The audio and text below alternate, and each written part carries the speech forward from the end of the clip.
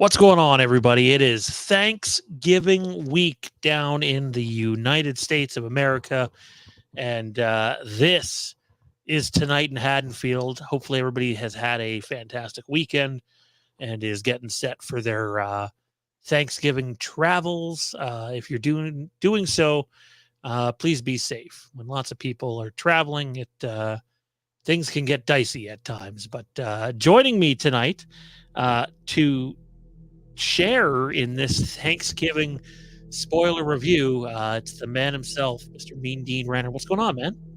What's up, dude? Um, I'm finally almost feeling better, so I'm very stoked about that. But sad to hear that you got a little bit of time ahead of us until you're back on track. I mean, it's I've only been on the medication a day, and it's helping. Although, I mean, your one inhaler is meant to be your rescue inhaler, and it's Yeah, nice when the lungs open up a bit. yeah, Um, definitely. but yeah, maybe by next week we'll have two healthy people on this show. We'll see Hopefully. in a couple of weeks. Um, Dude, you got any exciting Thanksgiving plans in store? Are you traveling? Is Thanksgiving like big time year for you? I know it is for a lot of people in the U.S., even here in Canada, but more so the U.S. Um, and did that have any sort of cultural impact on the movie we both seen this weekend? Um, Plans for me are kind of light. I have a crazy busy night at work the night before, so depending on how late I'm there and how early I'm up the next day, um, my aunt and uncle are having a kind of like an open house and inviting anybody within the family to come over. So that's probably on my to-do list. I'll get myself up and ready and head there. And then I think the only thing that really stuck out to me that had an impact on the movie that we saw is the opening of the movie, because Black Friday is so crazy and has been so crazy for the past few years down here in the States. So I thought it was a good opening for that. So yeah, that's that's about the thing that stuck out most for me that I would compare to what we're going to talk about in a little bit. It'll probably be a little bit of a shorter show tonight because we have no guest booked tonight, and we're going to focus specifically on the Thanksgiving movie off the top here, and then we'll move into what Dean has for show and tell, and then end the show just discussing some of our favorite Halloween deaths in the franchise. No like list and or top 5 or top 10 or anything like that. Just some of the deaths that we enjoyed on screen. Um, so let's just get into the movie. Just initial impressions, man, of you seeing the movie. Obviously, you probably heard a lot of hype, some from me, and it's been mostly received well by those seeing the movie. What were your initial impressions coming out of the movie? Coming out, the opening didn't really grab me the way it might have most people, but the whole middle, like shortly after the opening and all the way up to Act Three, and even into like the end where you get the reveal and your closeout, um, was really really good. Kills were great. Um, you could definitely tell it was Eli Roth all over it. And besides a little bit of dialogue, I don't have a lot of negatives to say about it. So going in, I was a little bit overhyped, and then that kind of came down a little bit. But then, like I said, the whole middle kind of had me hooked, and then the end decent. But we'll get into that once we get there. So I'll make this point off the top. Well, my spouse is still within 12 feet of me. Um, so first of all, I'll start with this. The street where you see the parade, we're on that street a lot in the movie, is filmed in Port Perry, Ontario, which is not far from here. And actually, in order for us to go see the movie on Saturday, we actually had to drive right past that street in order to get to the movie theater. So that was interesting. Nice. Yeah, Uh, that's fun. Also in that movie, there's a what was it specifically again you wanted said and pointed out?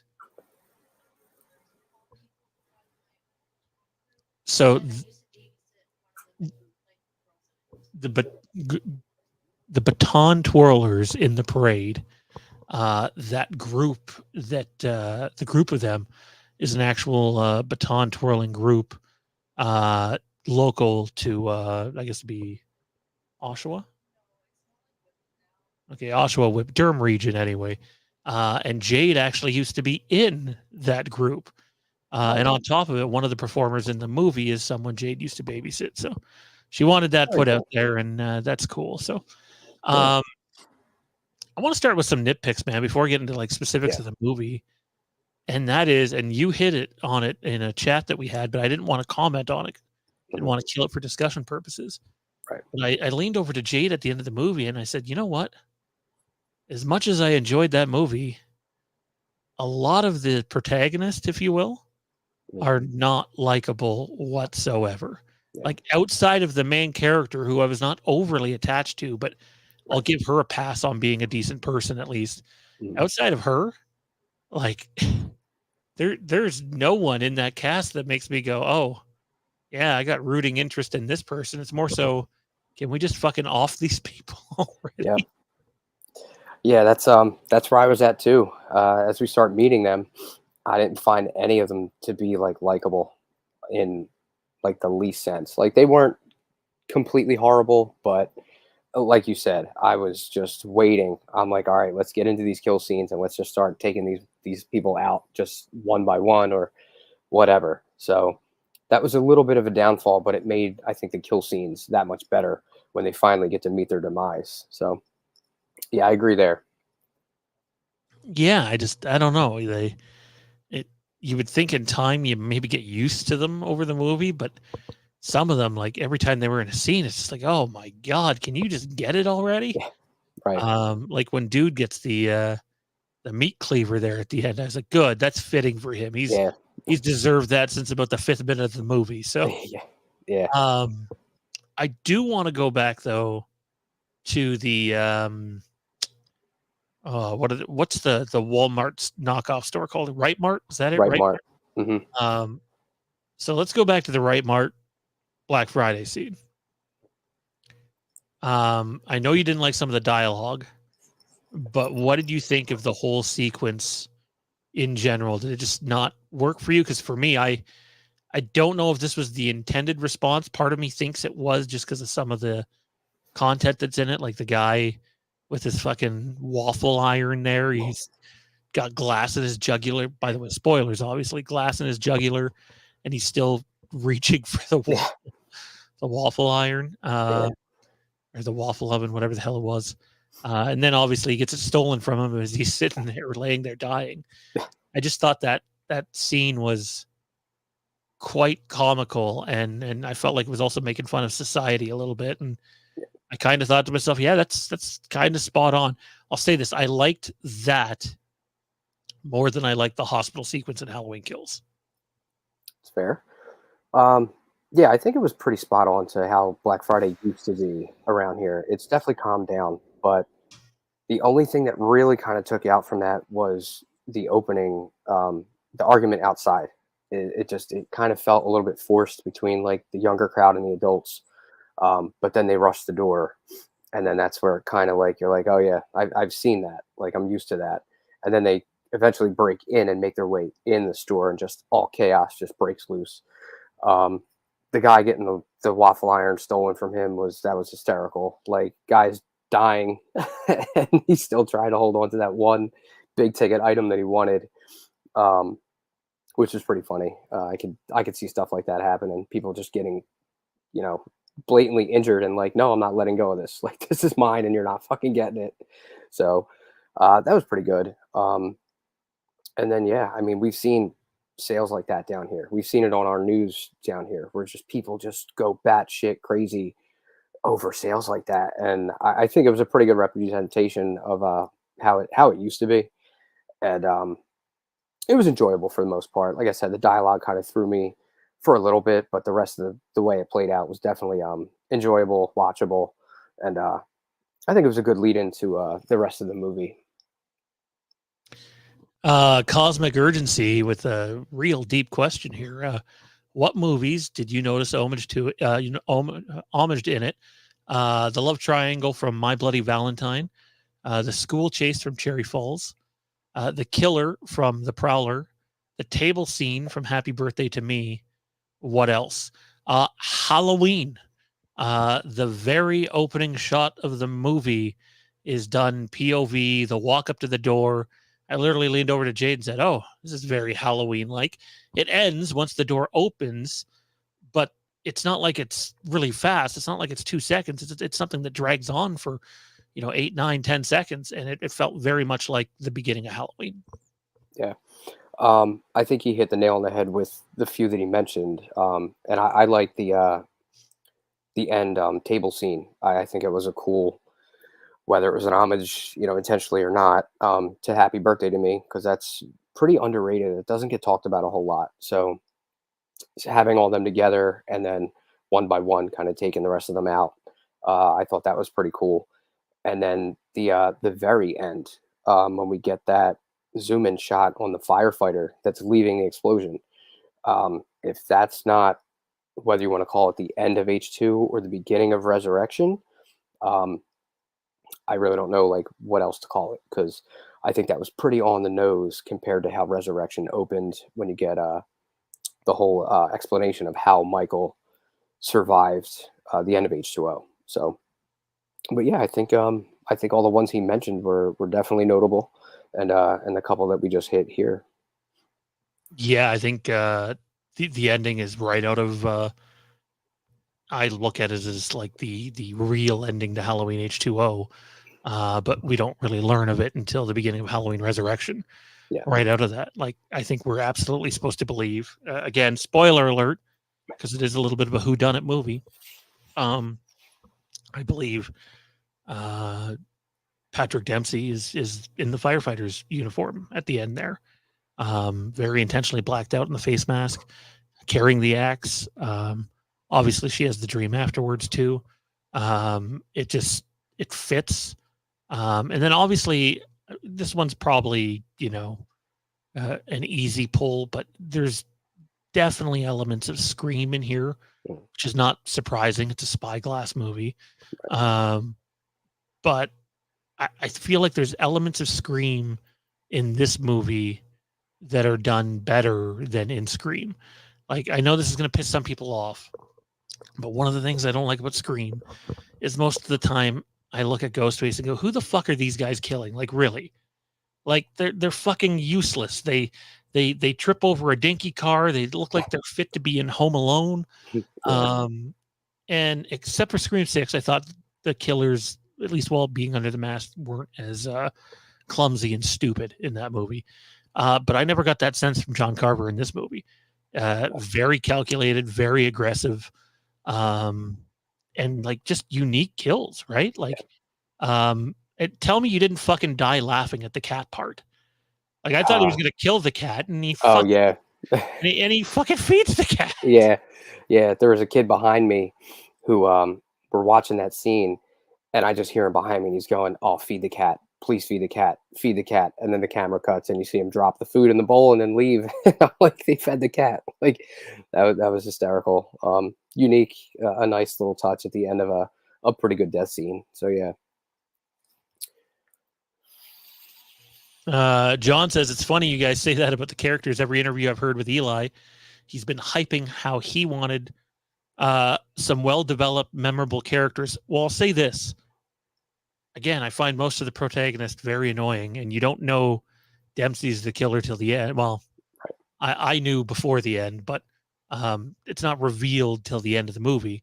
yeah. Um, and honestly, I think what was his character's name? Obviously, like it's John Carver in Oh, terms of who he's pretending to be. But what was Patrick Dempsey's name in the movie? I'm drawing a blank on it, but I'm about to look it up because Yeah, me too. I saw it, I think, just yesterday.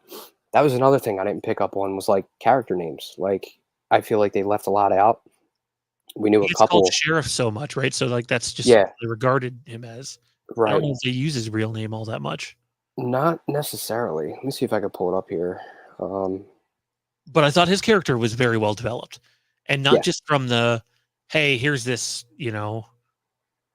just run of the mill in a small town sheriff, yeah, who's nice and very social and cares about people, and I I liked the way the character was presented on screen.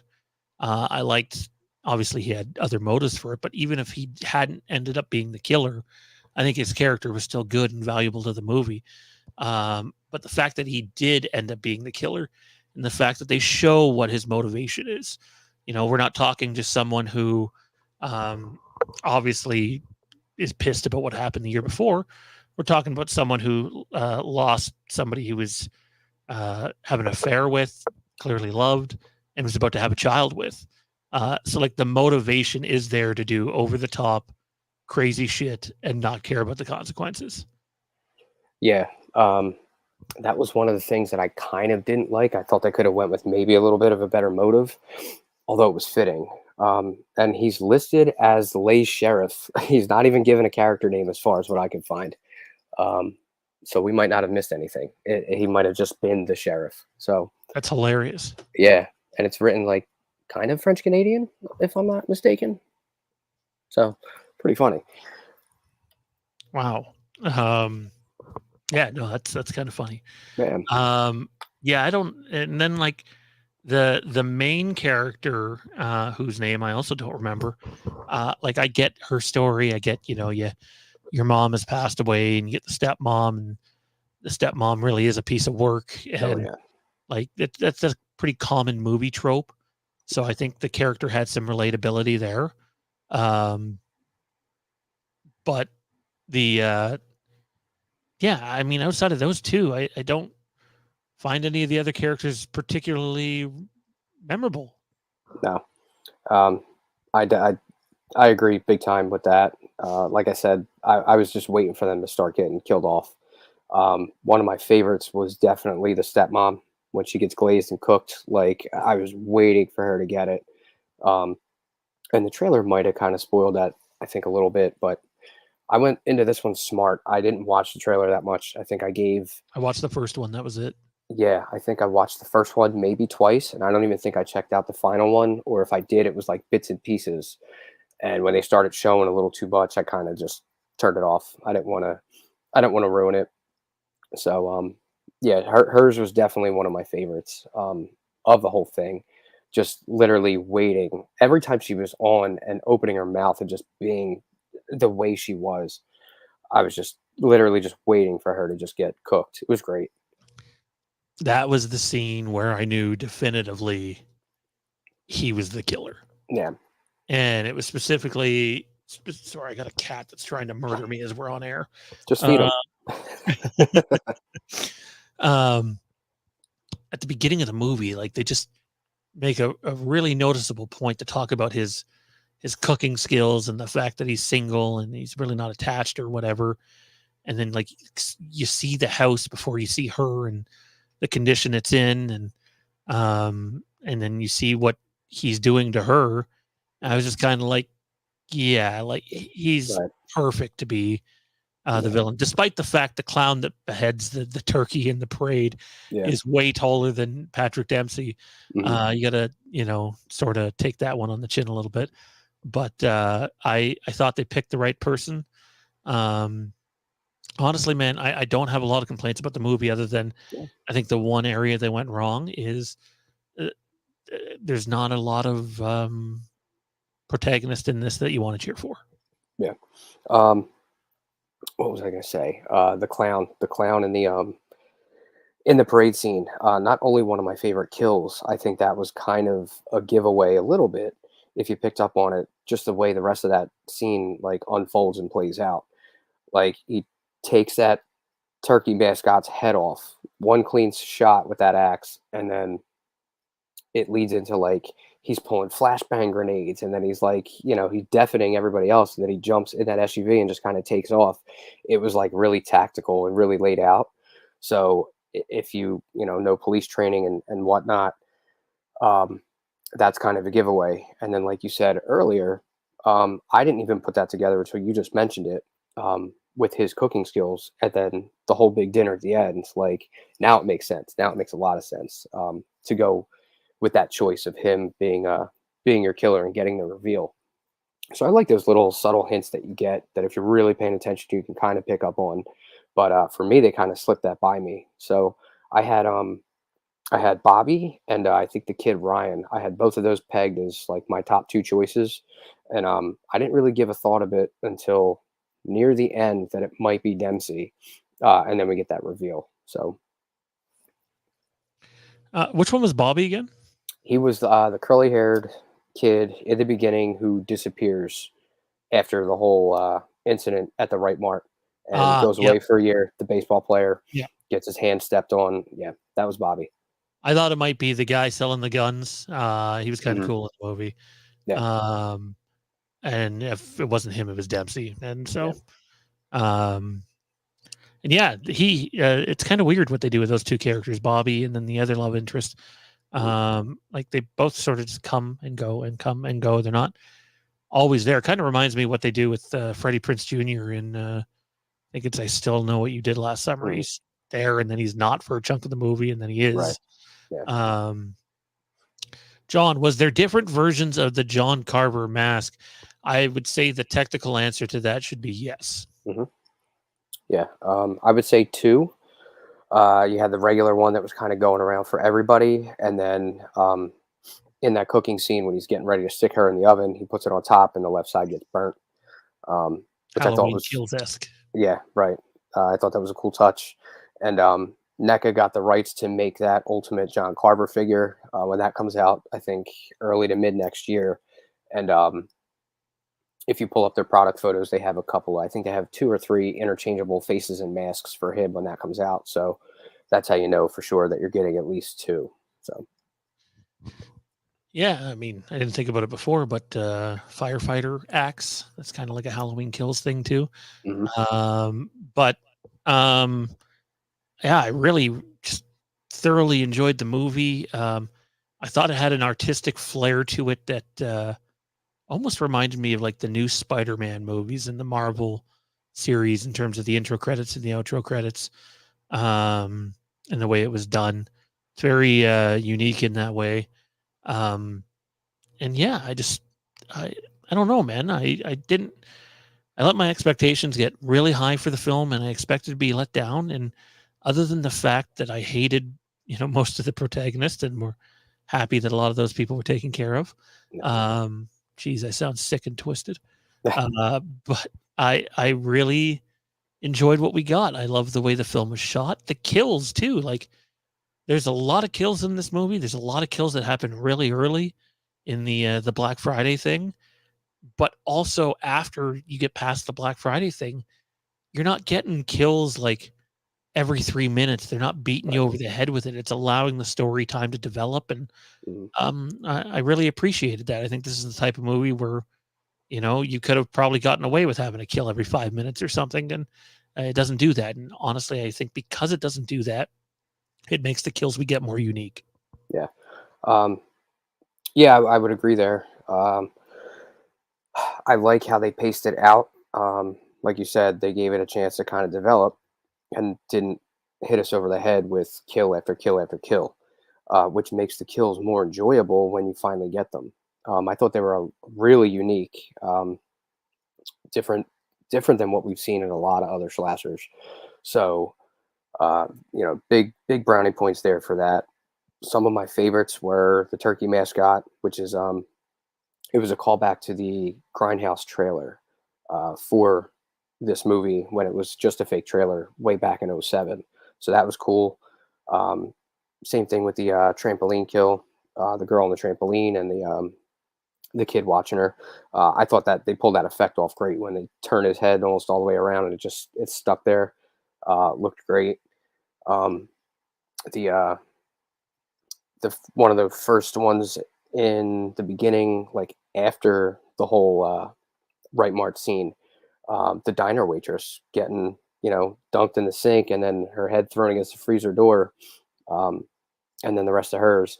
The only thing that kind of takes away from that is when he hits her with the car in the dumpster and the dumpster doors drop down and cut her in half. Kind of got to suspend a little bit of disbelief, um, but just for the effect. And then you get her legs on display a little bit shortly after. Was really cool. So kill scenes I think were done really well, and it gives me a lot of excitement to rewatch it when we either get it on streaming or the physical comes out. So definitely looking forward to it. Yeah, it makes me kind of wonder what was cut, and Yeah, you got to know there's going to be a couple of kills that were cut and we didn't yeah, get to see. Honestly, my favorite kill, it sounds fucked, um, but it's the one that sort of spurs on the movie. mhm, It's Dempsey's love interest, and yeah, she falls to the ground. She's trying to crawl out of the way, and you get those two fucking psycho ladies with their cars, and she just gets fucked up. yeah, Like yeah, it's the movie lets you know early that you better not have a sensitive stomach. yeah, for sure. And you really get that with the table saw kill. The table saw kill was great. Like after she gets the corn skewers in the ears, and I like the effect they did with that, where the audio kind of fogs out, Very and hush like. yeah, and when you hear it in the theater, like you're kind of feeling what she is, as far as like she can't hear shit from now on. Um, and then the house is going under renovation, so that's why that table saw is set up. And then you want to talk about gore? Like she gets thrown on that thing and shredded, like stomach to her chest, and then she gets thrown off, and her intestines and her insides are just spilling out all over. Um, that's one of my favorite. I it's probably, as crazy as it sounds, it's probably number two, because I think just the shock value of the turkey mascot getting his head cut off right in the middle of the parade almost came out of nowhere. Like I caught the clown in the background for a split second, and I'm like, why is there a clown in it? And I didn't even finish my thought before that axe just comes right out of nowhere and takes his head clean off. Um, but yeah, I think we kind of knew what we were in for as far as like kill scenes and gore. Like you said, right from the beginning, as soon as Gina Gershall kind of gets it in the store. Yeah, the turkey one was definitely kind of shock and awe, sort of out of Yeah, nowhere. And like that whole sequence, there's a lot that happens.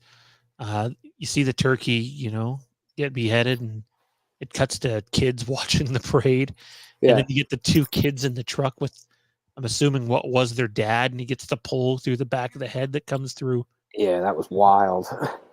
Oh, grandpa? It's great. Okay, apparently it was their grandpa, and Oh, okay. like right beside the kids too, and you see the Yeah, kids' reaction to it. It's just yeah, like, just screaming, oh blood shit, everywhere. Yeah, yeah, like oh man, that's rough. But yeah, no, it was a really good movie, and I really enjoyed Dempsey in it, and it did not have a great opening weekend box office wise, but it also had a lot of competition.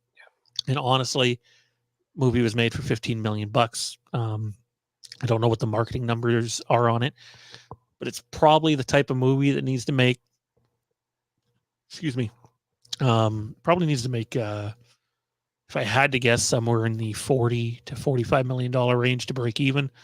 Um, and we'll have to wait and see what happens with it. But my guess is there's a chance that it has the rare possibility of being one of those movies that makes more money in its second weekend than its first weekend.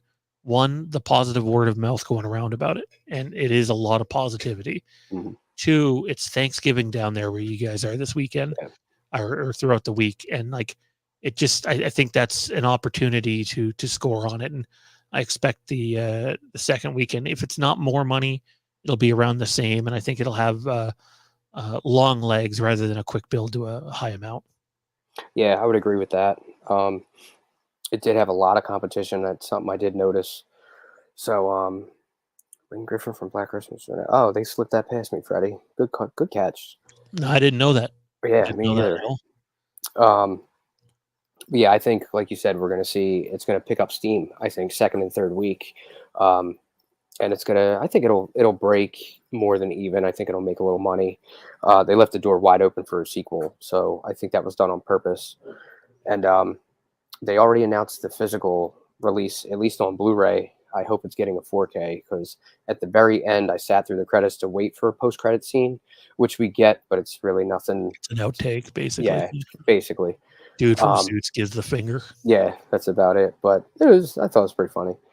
But at the very end of the credits, it said Dolby Atmos in select theaters. So you can fit Atmos on a Blu-ray, but its main kind of standout on releases is 4K. So I'm really hoping this gets a 4K along with a Blu-ray, which I hope it does. I think it will, but sometimes they wait. They'll put the Blu-ray out first, and then about 6 months, 8 months later, you'll get a 4K. So kind of on the fence. This is something I want to buy like on release day, and then I'll probably end up double dipping and just getting the 4K once it comes out if we get it, because I'm kind of hoping they do like a nice steelbook for it, which I think they'll probably do. So I think it's got money to be made in the next couple of weeks. Like you said, we got Thanksgiving down here.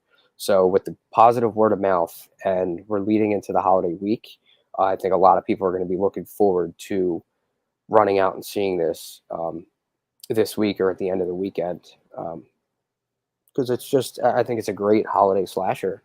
So, people should be looking forward to it. I enjoyed it. Minor gripes, but overall, I'd probably give it like a solid 3.5, maybe like 4 out of 5. So it worked for me.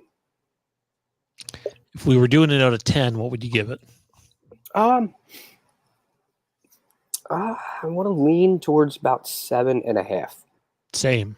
Yeah, I figured I was between 7, 7.5. Yeah, I think Jade gave it 8.5 out of 10. Yeah, it's a good movie. And I think a sequel will all depend on if Eli Roth wants to do another one, if they can get Patrick Dempsey back, and most importantly, can it make money? And it's going to depend on what this does the rest of the way.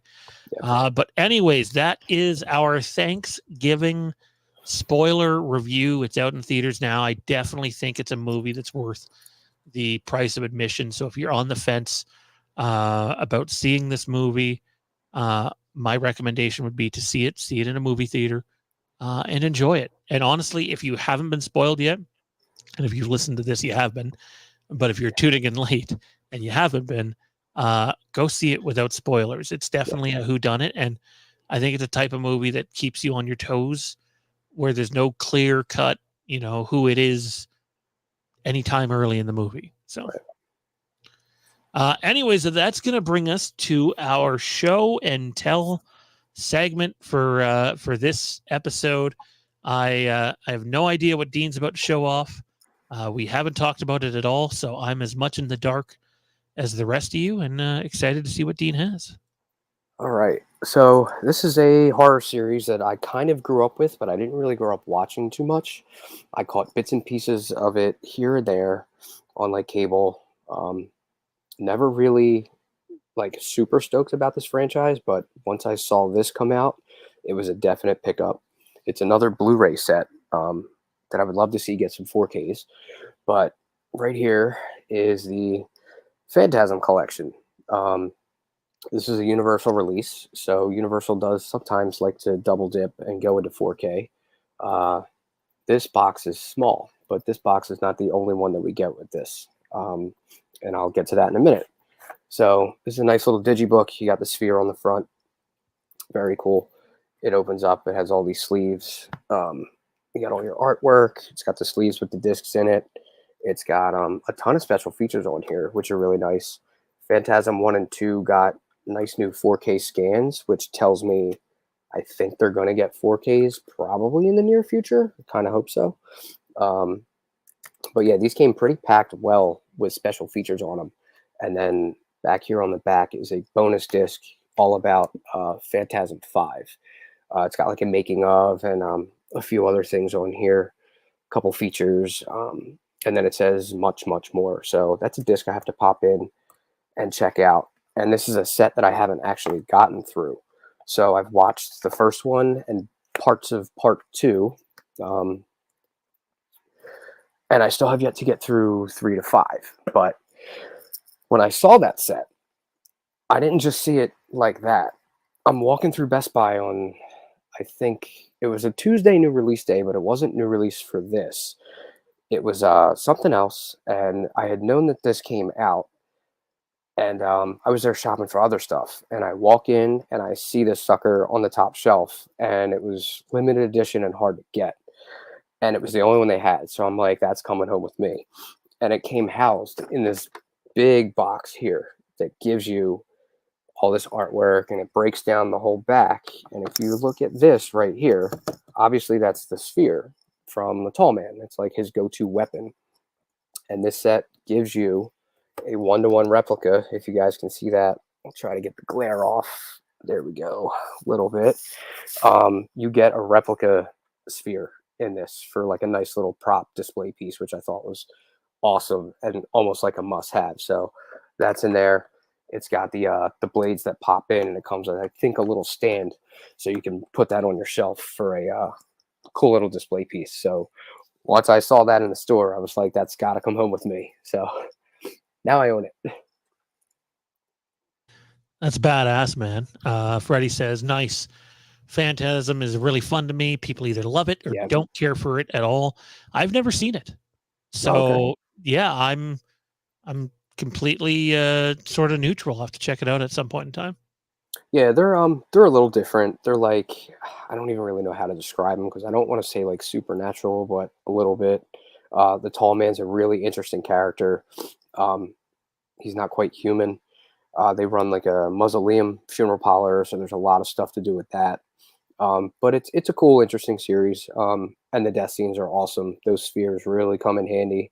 Um, there's a lot of gore when they do get used, so it's definitely something to check out. But like Freddie said, it's not for everybody, so you kind of gotta see how you feel, especially after the first one. I don't know how they get further in the series. Like I said, I saw a little bit of part two, and I have to make my way through the rest. But as always, it's on my to-do list to kind of throw these in and get through them.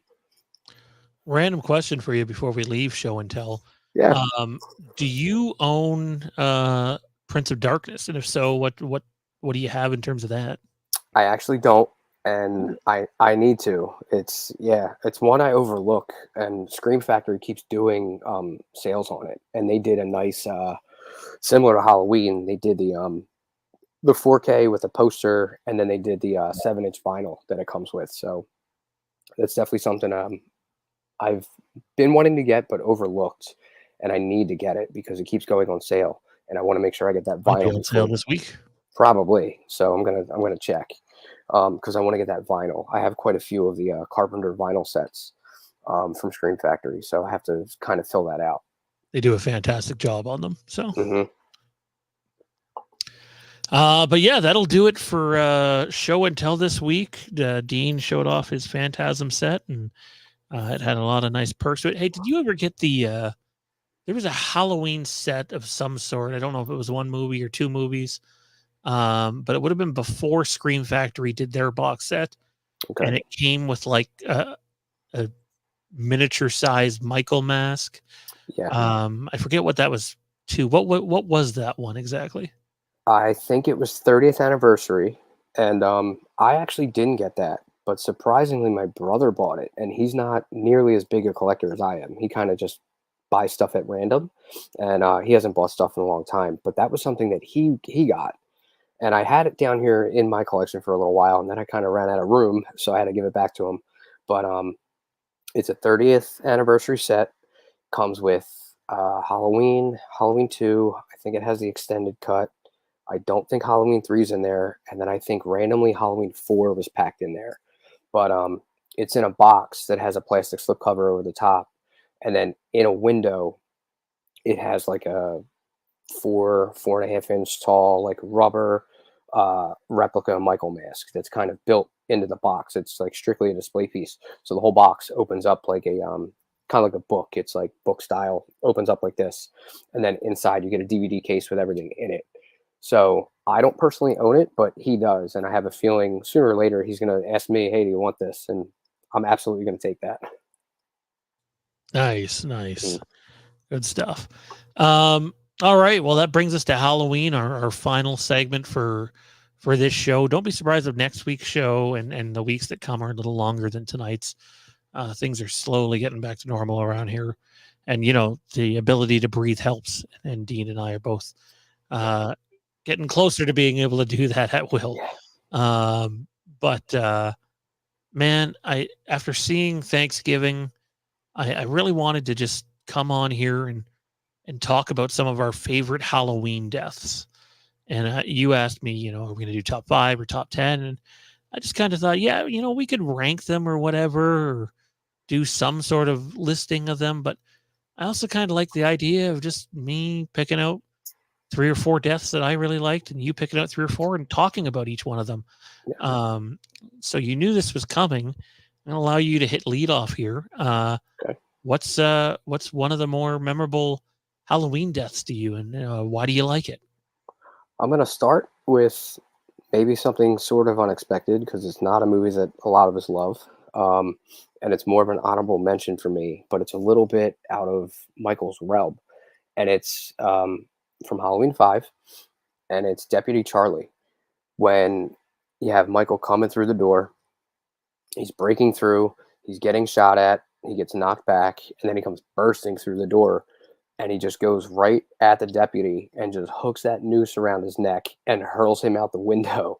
And you just get the neck snap and the dead body just hanging there. Because we're so used to seeing Michael like strangle people himself, or, butcher knife kills, or neck snaps, or some type of stabbing with his hands or thumb or something. So that was a little bit out of the norm for Michael doing like a hanging. And I love the effect that you just see the body just thrown out the window, and it snaps so hard, and the neck just breaks immediately and the body's just hanging there. So kind of an honorable mention, but that's for whatever reason, that's one that really sticks out. It almost feels like you get to a point at the film where Michael's just finally like, "Fuck this! I'm not Yeah. wasting time. Fuck you! You're going out the window." Yep. Done. And it played out that way, and the snap is brutal. Yeah. The snap makes me wish, something like that was filmed in IMAX, and Yeah. just to hear the sound design behind that would be Right. like we get the kid that falls at the beginning of Halloween Ends. Say what you want about Oh that movie, yeah. but like the crunch and the thud of him hitting the Yeah. floor. You If you've felt it seen that in in a the high theater. quality movie theater, yeah, Yeah. it was something else altogether. Linton says the Dr. Sartain Yeah. death was brutal, kind of like Rob Zombie's Halloween 2 kill. Very, very similar. Yeah.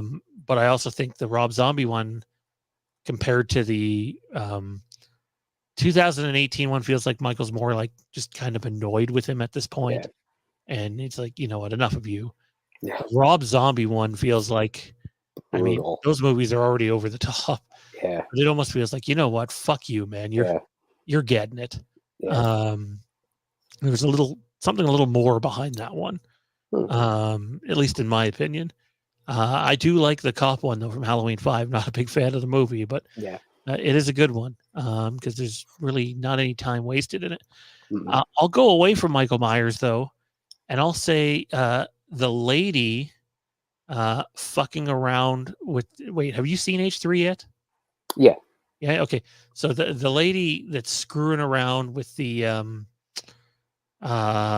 silver shamrock pin in her hotel room, and she gets like the blue laser thing comes out of it and fries her face, and then you see the after effects of it when people go in.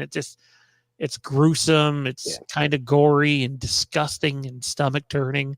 Yeah. And all from like, people say don't pick things, and she picked things, and it was nothing I was expecting to see at that time, and it's one that still resonates with me today. It's like, oh, that's Yeah. You got to think it's the 80s, so it's all practical. And oh, Dean, we lost your audio there. How about now? Are we good? Yeah, we're good. Okay. Yeah, for the 80s, that's all practical back in the day. So for them to pull that off the way that they did, pretty awesome. Pretty awesome. I still have to go back and check out my H3 4K. So again, that's on a to-do list for me to pop that in and see how well that came out. But yeah, no, that's definitely a good one. What else you got? Let's see. My second one, I'm gonna go with Phil from Halloween Kills, because we were kind of getting into like what's intriguing about some of these kills. So you get Michael in the bathroom, he's hiding. Phil finds him. He smashes the light, comes out as Phil's running away, and kind of reaches through the window. You get the head slams. And then it just gets more and more brutal, where he rips him down on the window, and you got glass shards going through the back of his neck and in his throat, and jugular's getting cut, and he's left on the floor and he's bleeding out. He ends up in just a puddle of blood, and it's already brutal enough. Then they cut away, they go to Sandra, and then they come back, and Michael drags him out of the hallway.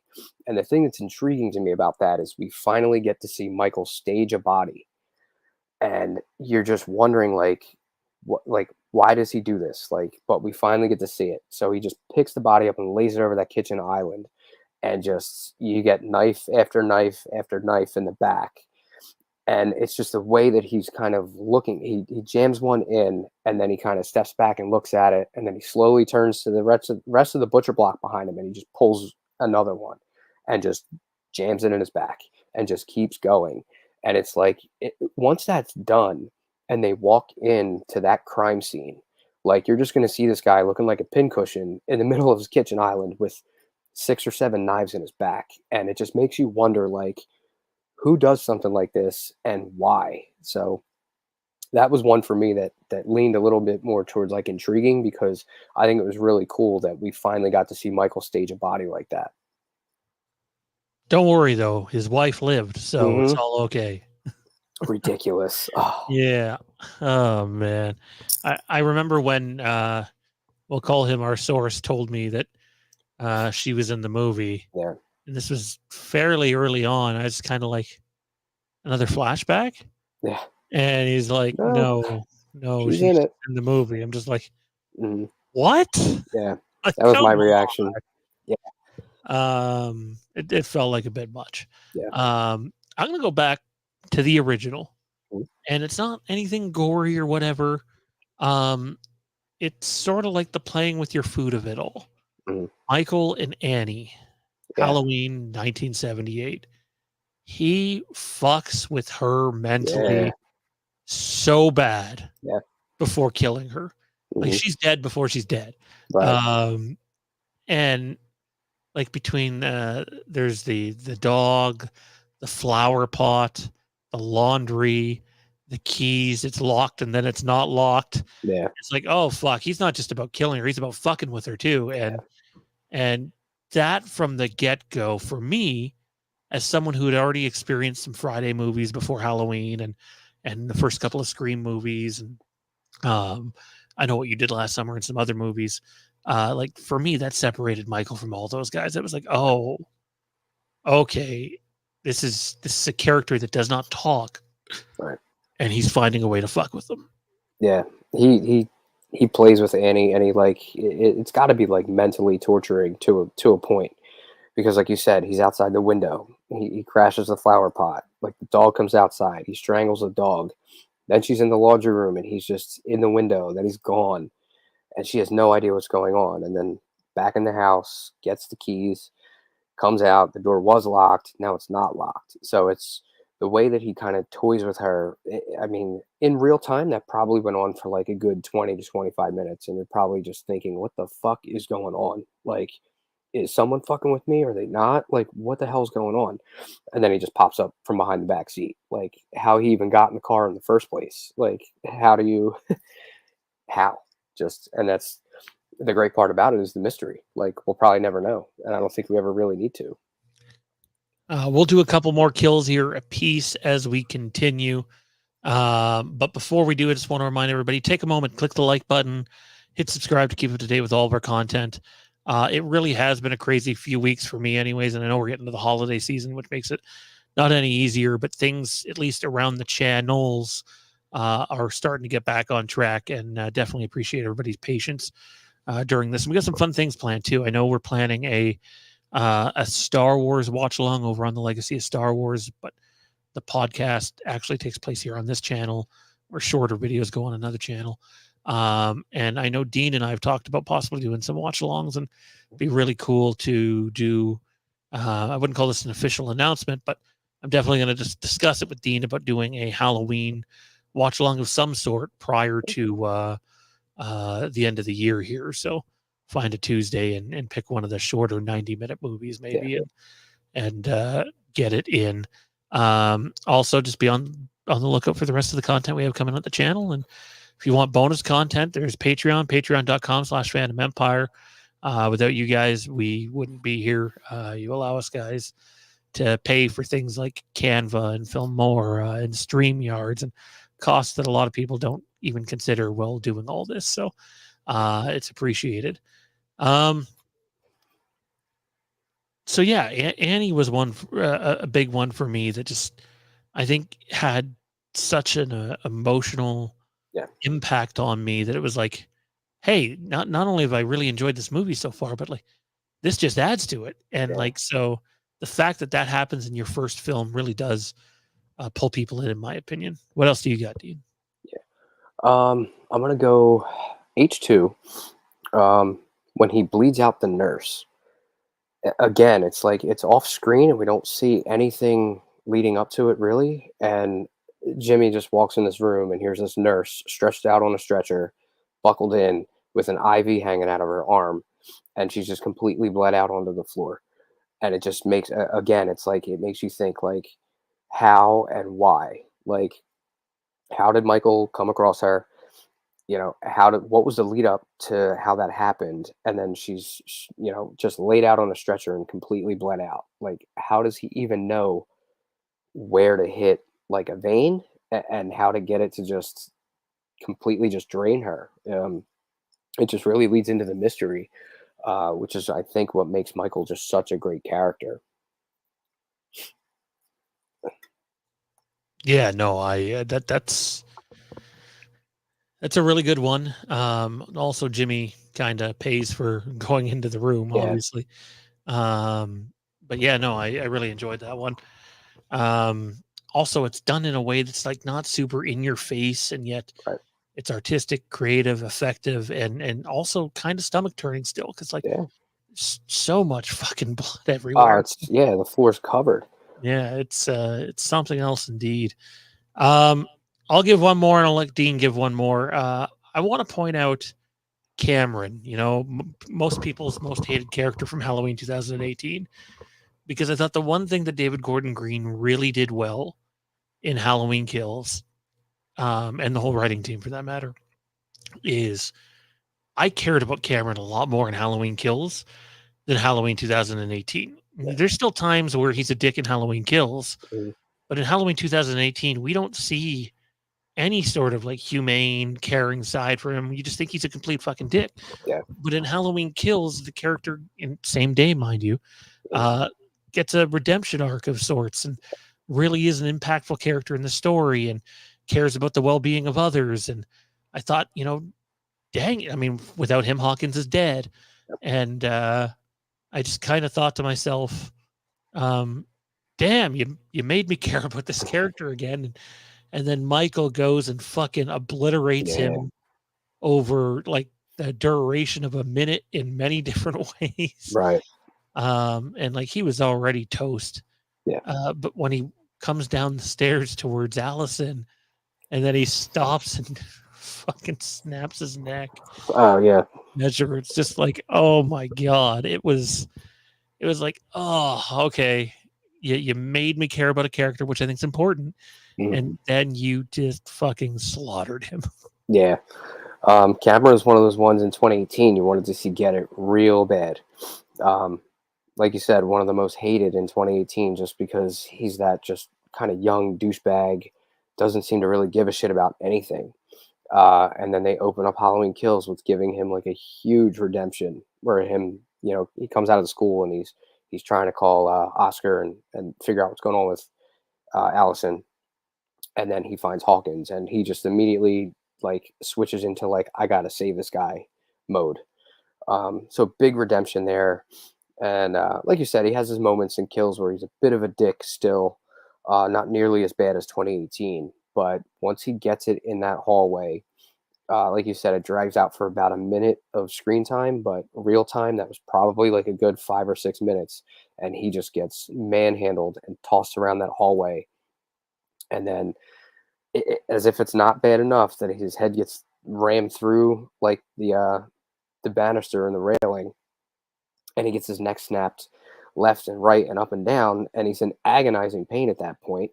Michael starts coming down the stairs, and then he just stops and gives that turn and just turns his head like 180 plus degrees and just snaps his neck. Like, done.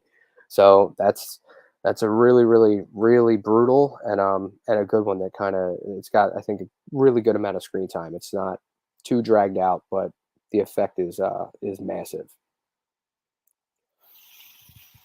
I think Halloween is one of those franchises that has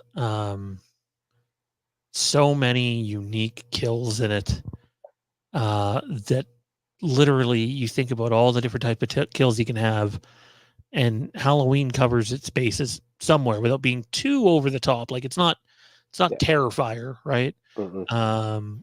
But I appreciate that. Close us out with a final one, man. What do you got to close the show out with? All right. I had two left. Oh, go ahead. I Do guess, them both. That's fine. yeah, I'll do a not quite an honorable mention. I think one of the other ones would have been that, but the Bob kill in the original with the jump scare. He pops out of the closet and he's strangling him, and then we get the lift and the stab, and then the head tilts, and he's admiring his work. And once again, it's just like, what makes someone do that? Like, it's just what goes through his mind, what pushes him to do that. Like, there's no like real reasoning behind it, but I think that one's upwards of iconic. Iconic is a word that gets thrown around loosely nowadays, so I don't like to use it too often unless it kind of has like some really good meaning behind it. So I think Bob, with his entire sequence and kill, I think is a really good one, because it really leads into like that intriguing, like, why is he doing this? And then of course my final one is Michael's first kill, and that's Judith, because you've got little 6-year-old Michael, no rhyme or reason, just stalks down his older sister and just stabs her to death, and then walks out of his house with just blank, pale, emotionless face in the front of the Myers house. And the parents just find him, and he's got a bloody knife in his hand, and they have no idea what happened or why he did it. And to this day, we still don't know why he killed Judith. It's the cult of Thorn, man. The cult made him do it. Oh man. Anyways, though, that is gonna do it for our show this week. I thought it'd be a shorter show, but really we went an hour. Yeah, we hit Good conversation. Solid review of Thanksgiving off the top.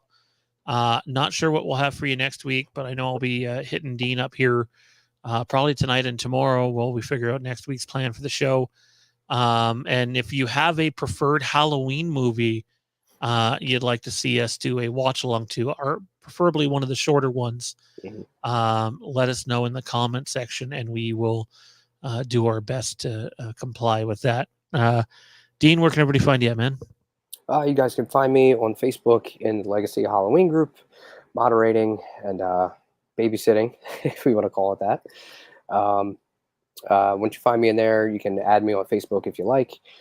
Just click my name, click the add friend. If you want to shoot me a message, let me know if you've seen this show or if you've seen me in the group.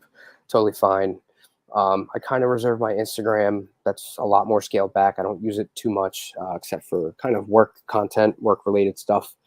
I am on Twitter, 215 Dino, but again, I don't use it that much. I kind of just scroll around there and look for like news, updates, stuff on physical media, stuff on movies, and all things like that. So I think Facebook's probably the best bet. So just look for me either on Facebook at Dean Renner or in the Legacy of Halloween group if you guys want to join, and find me in there.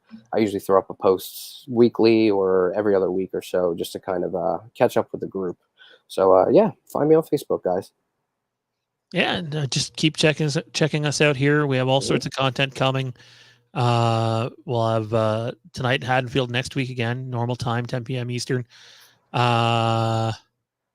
Do Christmas, Halloween, Black Christmas. Speaking of Black Christmas, Dave and Bruce are in production today. They are. On It's Me, Billy, too. So congrats to them and everything they got going on. It's a cold ass day up here, so they chose a cold day to start.